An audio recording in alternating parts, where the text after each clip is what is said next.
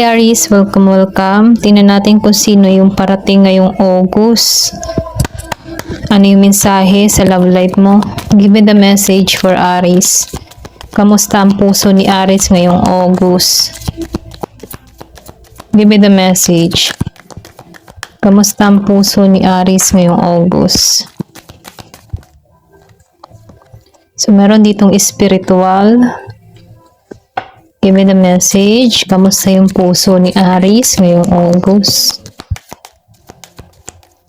So, yung iba sa inyo, no, ngayon nagsisimula yung spiritual journey. Okay? Kumbaga, hinahata ka dito.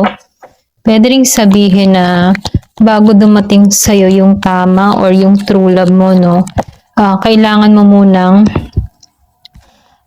mapagtagumpayan tong spiritual journey mo or pwede rin sabihin na nagiging aware ka na sa mga bagay-bagay, nagkakaroon ka na ng pangunawa na ang buhay ay hindi lamang sa pag-ibig tumatakbo, kundi para din sa yung mga tipo na kailangan din ayusin yung sarili or kailangan din maitama yung mga pagkakamaling nagawa.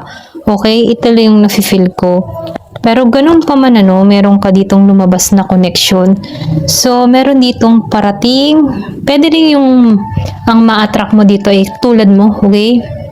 Or ma-spiritual tong tao. So, nakikitaan ko dito na yung bang tipo na connection na hindi matitibag. Kumbaga, pareho kayo na layunin sa buhay na kung saan gusto mo ay yung sentro ng pagmamahalan ay ang Diyos, okay? Kumbaga, once na ginawa niyong sentro, yung pagmamahalan ay si God, walang sino man na makakatibag nito. So, na-feel ko dito na ma-attract mo yung katulad mo, okay? I think spiritual din to. Ito lang na-feel ko, may gabay. So, nakikitaan ko dito, no, meron ditong remarkable. Kumbaga, itong parating na to ay talagang masasabi mo talaga na may remark, okay? Meron talagang sign. And then, nakikitaan ko dito na patungo to sa hindi maaalisan or hindi matatanggalan or pwede rin sabihin, patungo to sa pagmamahalan na kung saan may sentro at talagang merong yung patungo sa kasalan. Ito lang na-feel ko. Kumbaga, masasabi mong special tong tao na to sa'yo or pwede rin ganun din tong tao na to sa'yo. Okay?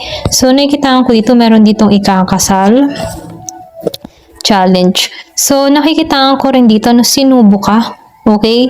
Marami kang pagsubok na nararanasan, pero ganun pa man, itong mga pagsubok na naranasan mong ito ay dito ka nagkaroon ng development sa sarili mo. Dito ka lumago, okay?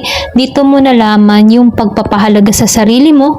Ito lang nakikita ko. So, nakikita ko dito na matatagpuan mo yung karapat-dapat para sa'yo, okay? True soul connection.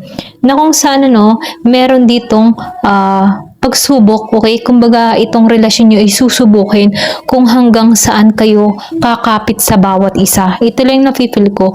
Pero ganun pa man, ma-overcome nyo to lahat, okay?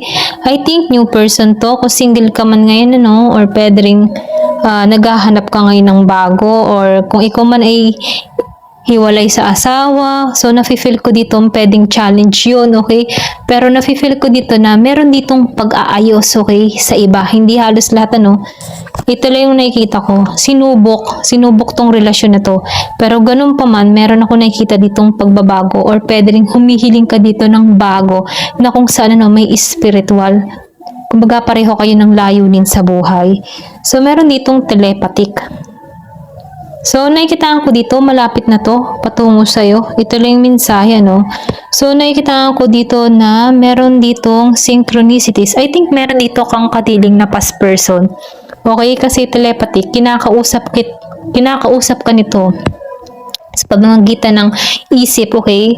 Kung madalas mo tong biglang maalala, yung iba sa inyo, hindi halos lahat, bigla mo na lang tong maalala or pwedeng binalak mo tong tao na to, So, wala siyang paraan para makakonect sa'yo, kundi iniisip ka ng tao nito para nang sa ganun, mag-connect kayong muli dito. So, nakikita ko dito gumagawa to ng kumbaga mensahe, okay? Meron siyang pinaparating, pwede rin napapanaginipan mo tong tao na to. Yung iba sa inyo, hindi halos lahat.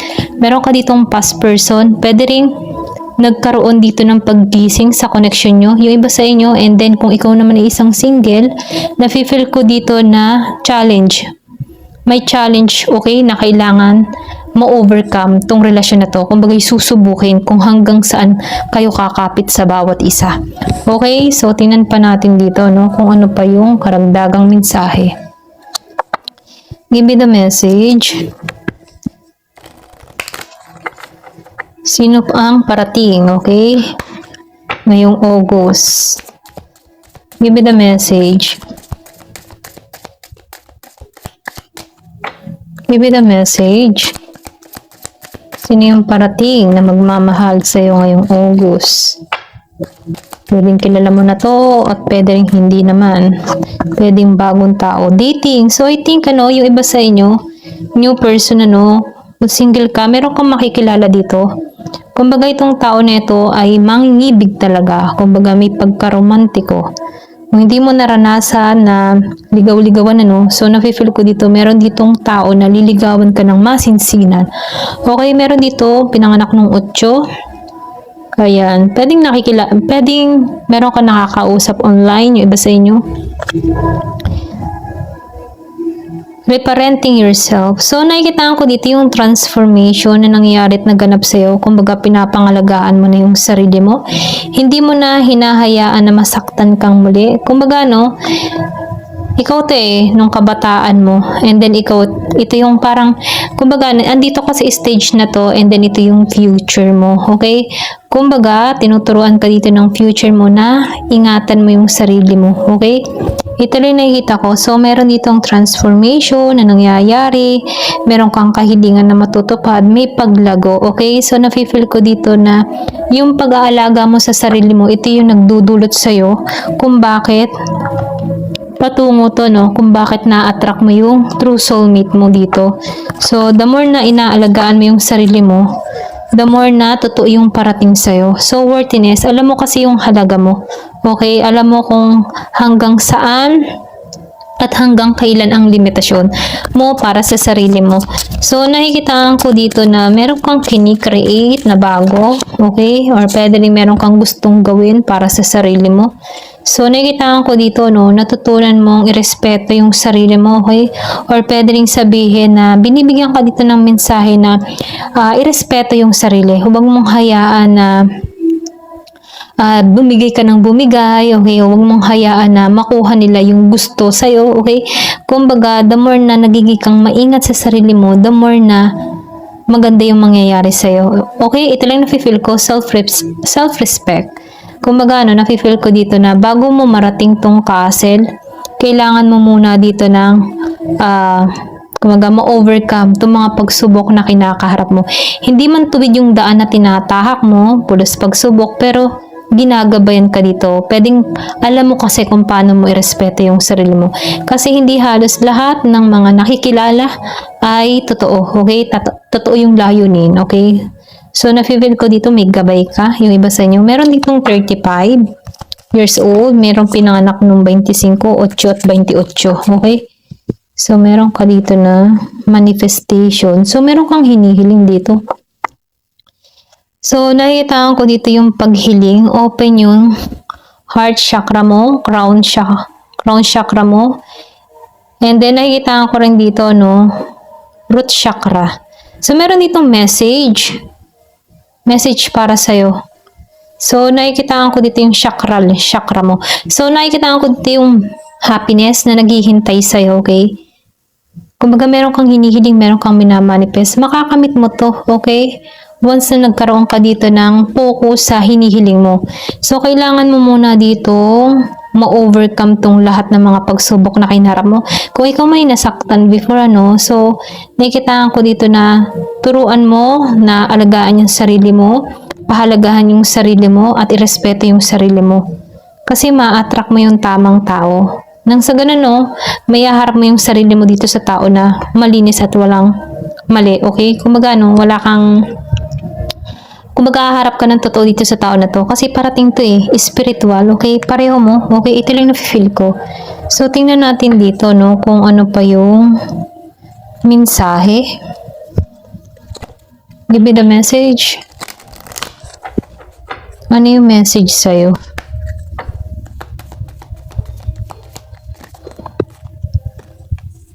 Meron ditong Saturn. So, tinuturuan ka dito, no, na bigyan ng limitasyon yung sarili mo, no. So, nakikitaan ko dito na nakaroon ka ng experience ng struggle before. Marami kang natutunan sa experience na to, okay? So, nakikitaan ko dito na natuto ka maging patient. Kumbaga before, ano, maybe padalos-dalos ka ng iniisip mo or pwede ring sabihin na pabigla-bigla ka. Pero dito, dahil sa mga nangyaring challenge na to, nafe-feel ko dito na natutunan mong pag-aralang maging patient na hindi palagi nakukuha yung gusto, okay? Kumbaga, merong tamang oras para makamit yung mga bagay-bagay na hinihiling natin, okay? So, nafe-feel ko dito na natutunan mong maging patient. So, nakikita ko rin dito, ikaw yung tipo ng tao na tapat, merong confidence, and then nakikita ko dito yung pagiging mong creativity, okay? Meron ka dito makikilalang Leo, or pwede rin meron kang kadiling dito na Leo. Give me the message. So, nakikita ko dito, no, mangarap ka, okay? Huwag kang hihinto sa pangarap mo.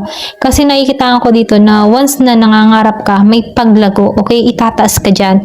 So, nafe-feel ko dito na meron pang mga lihim sa iyong mga hinaharap, ano? Kumbaga, meron pang lihim. Pero ganun pa man, kahit meron pang mga lihim dito, hindi pa inilalantad sa'yo dito yung kinabukasan dito.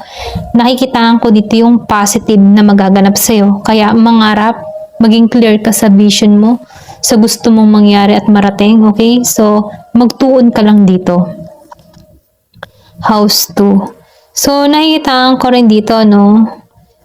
Natutunan mo talagang pahalagahan yung sarili mo. Then, nakikitaan ko rin dito na ikaw yung tipo ng tao na, alam mo yun, kapag binibigyan ka ng mga bagay-bagay, pinapahalagahan mo. Ganun ka. Kaya, ganun din yung pagpapahalaga mo sa sarili mo. Kumbaga, no, hindi ka burra. Ganun. Kumbaga, nakikitaan ko rin dito yung pag-aalaga mo, pagsisecure mo sa sarili mo, lalo-lalo na sa katawan mo, no? Masyado mong iniingatan din yung sarili mo. Ito lang na-feel ko. So, tingnan natin dito kung ano pa yung mensahe. Give me the message. Ano yung message dito? Give me the message. Ano pa yung mensahe dito? So, meron ka ditong secret water. So, nakikita ko dito na binibigyan ka dito ng mensahe na alagaan yung sarili. Plus, pagpapaalaga, no, pwedeng iniisip mo na to, no, alagaan yung sarili mo. So, nakikita ko dito nagpapahinga ka, naghihiling ka, priority mo yung kalusugan, ganun. Okay, kumbaga, no, nina-nourish mo yung sarili mo dito. Ito na feel ko, andun ka sa moment na nasa healing, or pwede rin sabihin na binabago mo dito yung mindset mo, or gusto mo ng pagbabago. Okay, meron kang gustong mangyari at maganap sa sarili mo. So, meron ditong Sophia. So, meron ditong divine plan, wisdom, intelligent within destiny. So, nakikita ko dito, no, yung destiny mo ay merong plano sa iyo si God, okay? Meron siyang plano na ipagkakaloob sa iyo. Pero ganun pa man, ano, yung plano na ito, bago mo makamit tong destiny mo, marami kang karunungan na matututunan, okay? Kumbaga, bago mo makuha or makamit tong mga pangarap mo, masyado kang sinubok, okay? Sinubok ka at nakikitaan ko dito, itong pagsubok na naranasan mo ay naging kang matalino sa mga pagsubok nito bago mo makamit tong destiny na para sa'yo. Okay, kung magano may plano sa'yo si God, ito lang yung nafe-feel ko. Ay, pasensya na. Ayan. Meron ditong The Anointed. So, nakikitaan ko dito, no, merong calling. Kumbaga, nakikitaan ko dito yung meron kang soul gift or meron kang yung bang meron kang gift ni God, okay? Kumbaga, meron kang kakayahan na wala sa iba. Ganun, okay? So, nakikita ko rito na ikaw yung tipo ng tao na nagbibigay ng lakas sa iyong kapwa. Pwedeng pag may nakakausap ka na feeling down, binibigyan mo siya ng encourage na tumayo, okay? Or kumilos, or pwede sabihin na huwag susuko, okay? Ganun yung gift sa'yo, okay? Nagbibigay ka ng lakas or ng tibay ng loob sa iba, nagbibigay ka ng mabuting advice para hindi sumuko yung tao, okay? Kumbaga, ganun yung gift ni God sa'yo. May ganun kang kakayahan. Healing the motherline. So, nakikita ko dito may pagka-healing energy ka, okay? Yung bang tipo na once na nakakausap mo yung tao na sobrang problemado at once na ikaw ay nagsalita sa kanya, nabibigyan ng kaliwanagan tong tao na to na kung sana nalilift up niya yung energy niya, okay? Kumbaga nagkakaroon siya ng positibong pananaw sa buhay dahil sa'yo, okay? So, nakikita ko dito na meron kang pagka-mother, okay? Alam mo yung tipo ng mother na nagbibigay ng advice kapag napapariwara na yung anak or nalilito yung anak, hindi alam kung paano yung gagawin. Para kang ina nagbibigay ng advice rito para magkaroon ng lakas ng loob. Ganun yung energy mo. Kaya nafe-feel ko dito na merong ipagkakalob sa'yo na deserve mo kasi hinihiling mo to eh. Ito lang nakikita ko. So, meron ditong divine plan. So, trust God. Ito lang yung mensahe sa'yo. Ayan. Thank you for watching. Love and peace.